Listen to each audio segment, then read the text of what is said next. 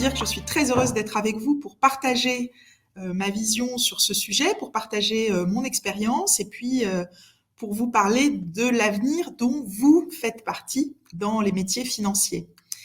Alors, la banque, c'est un secteur dans lequel les femmes ont depuis longtemps leur place, même si elles paraissent moins visibles et même si l'image d'Épinal, c'est le banquier et pas la banquière.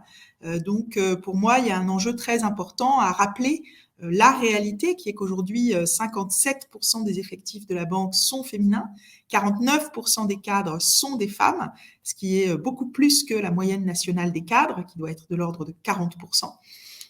Et donc, les parcours des hommes et des femmes peuvent être faits de façon très équilibrée dans notre secteur. Et pour ma part, c'est un sujet auquel je tiens beaucoup.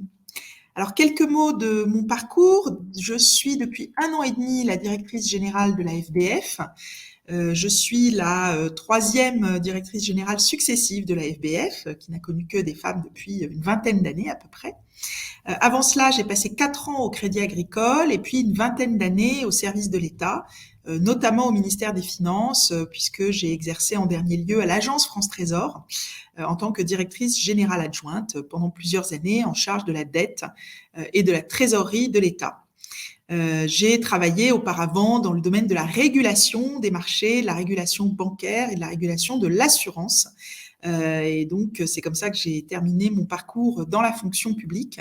Et avec la combinaison de ces différentes expériences et la conviction aussi que la défense de la Maison France, elle se fait non seulement dans le secteur public, mais aussi dans le secteur privé. Donc, j'ai choisi de rejoindre le secteur bancaire, d'abord dans un grand groupe et puis ensuite pour la fédération bancaire.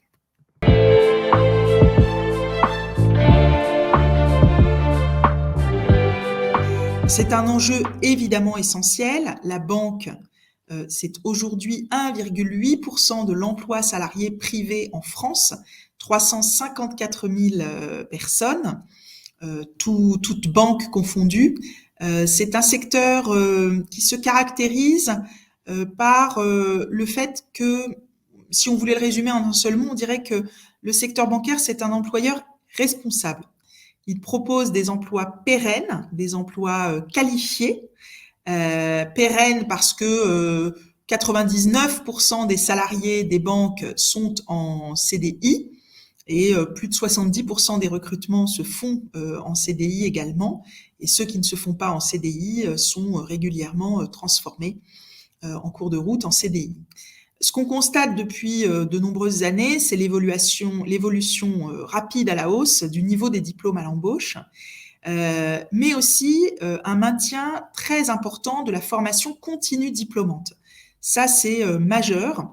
Et ce sont ces deux phénomènes qui expliquent que la part des cadres n'est pas arrêtée de progresser. Elle a augmenté de 13 points depuis 10 ans. On était à 55% de cadres en 2012 et aujourd'hui, on est à 68% de cadres. Donc, plus de 2/3 de cadres dans les effectifs.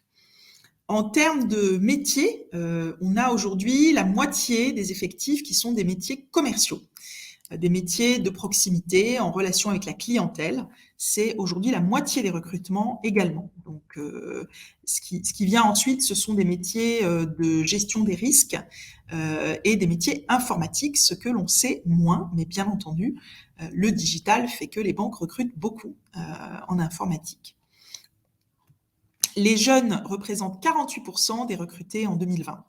Alors, évidemment, la question de l'adaptation des équipes, au fond, elle se traite beaucoup par le biais de ces recrutements multiples et du fait qu'en recrutant des personnes qui ont déjà des compétences assez importantes, c'est plus simple de les faire évoluer d'un métier à l'autre. Derrière ces profils très typés de commercial, gestionnaire de risque ou informaticien, il y a en réalité une multitude de profils et de modes de recrutement différents. Pourquoi ? Parce que les banques recrutent partout sur le territoire, avec des formations issues aussi bien d'universités que d'écoles de toutes les régions de France, et puis des écoles d'ingénieurs, des écoles de commerce et des formations universitaires aussi bien en économie qu'en mathématiques par exemple. Et donc tout ça, ça fait des modes d'insertion extrêmement variés et une transversalité au départ. Et vous avez raison de souligner que cultiver cette transversalité tout au long de la vie, c'est un enjeu très important. Chacun des sujets qu'a à traiter nos clients va faire appel à la fois à des compétences commerciales, à des compétences techniques, et puis à des compétences de conformité, des compétences juridiques aussi.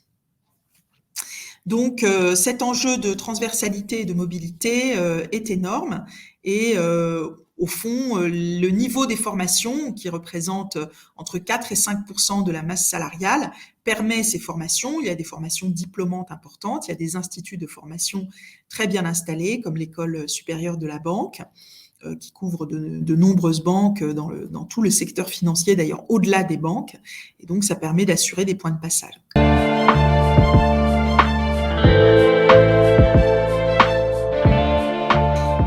Je dirais que avant d'engager un mentoring, avant de vous lancer dans une démarche de mentoring, finalement, ce qui permet de faire en sorte que ça fonctionne, c'est de réfléchir à ce qu'on en attend. Est-ce qu'on engage ce mentorat à un moment où on a besoin d'orientation de carrière ou plutôt d'orientation sur sa pratique professionnelle, la façon dont on travaille? Parfois, est-ce qu'on souhaite un mentorat à un moment où on a des difficultés face à son travail ou au contraire, on cherche une accélération de carrière à un moment où, au contraire, on a un peu trop de facilité, on cherche de nouveaux challenges. Donc, je pense que réfléchir sans a priori sur ce qu'on attend de ce mentorat, sans être fermé, ça donne tout son intérêt à la démarche. Il faut se laisser la possibilité quand même de se laisser surprendre et d'y trouver des choses auxquelles on ne s'attend pas. Donc, l'intérêt de bien définir à l'avance, c'est que vous pourrez parler immédiatement avec votre mentor de ce que vous attendez. Il vous dira lui aussi la façon dont vous prenez les choses et puis vous vous ajusterez et vous apporterez finalement chacun ce qui permet de faire ce bout de chemin ensemble et de partager les expériences. Voilà. Donc, je dirais qu'aujourd'hui, les possibilités sont multiples, soit parce que votre employeur va vous proposer un mentor, soit parce que vous allez vous adresser à une association ou à une plateforme. Mais au fond, si vous savez à peu près pourquoi vous avez besoin de ce mentorat, vous trouverez assez naturellement un profil. Il ne faut pas forcément chercher la perfection, puisque d'abord, vous pourrez vous faire mentorer à plusieurs reprises au long de votre vie. Et puis, encore une fois, je crois que, en tout cas pour moi, c'est le plus grand plaisir que j'ai eu à la fois comme mentoré et comme mentor. C'est vraiment la surprise de la rencontre et de la découverte.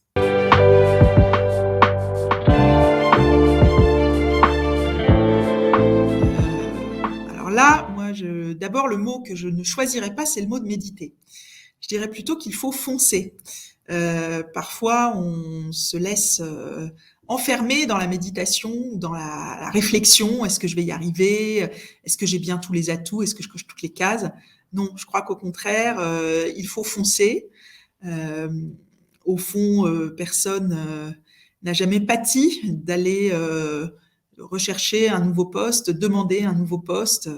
Et même si ça ne répond pas à ce qu'on imaginait au départ, je pense que vraiment tous ces risques valent la peine d'être pris. Donc, mon seul mot de la fin, ce sera vraiment de foncer plutôt que de méditer.